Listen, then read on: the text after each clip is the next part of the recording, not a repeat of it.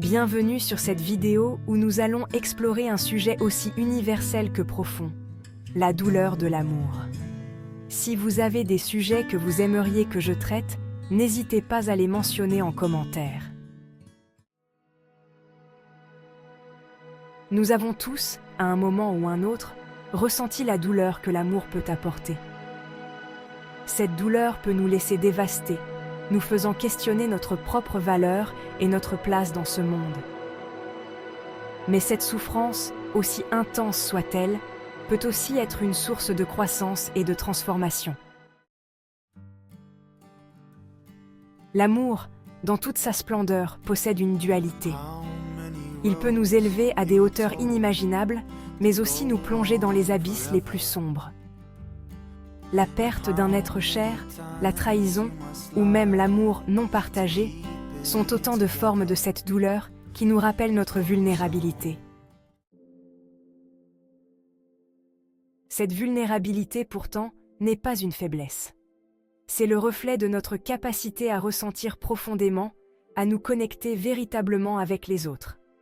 Chaque larme, chaque moment de désespoir est une preuve de notre humanité.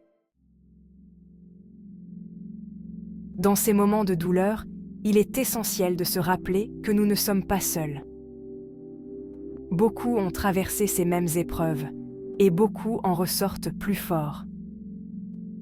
Il est important de se donner le temps de guérir, d'accepter que la douleur est une partie inévitable du processus de l'amour. Nous devons apprendre à pardonner, non seulement les autres, mais aussi nous-mêmes.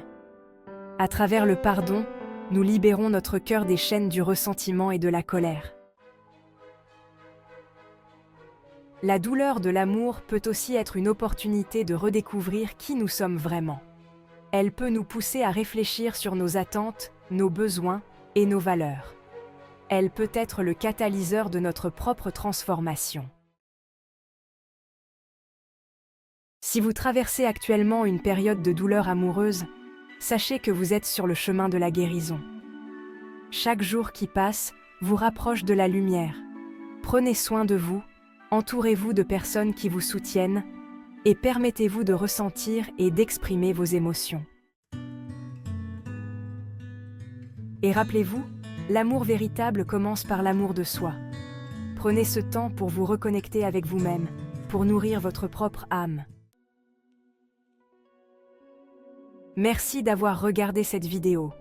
Si vous avez un sujet que vous aimeriez que je traite, n'hésitez pas à le mentionner en commentaire. Votre voix compte et ensemble, nous pouvons traverser ces moments difficiles et en ressortir plus forts.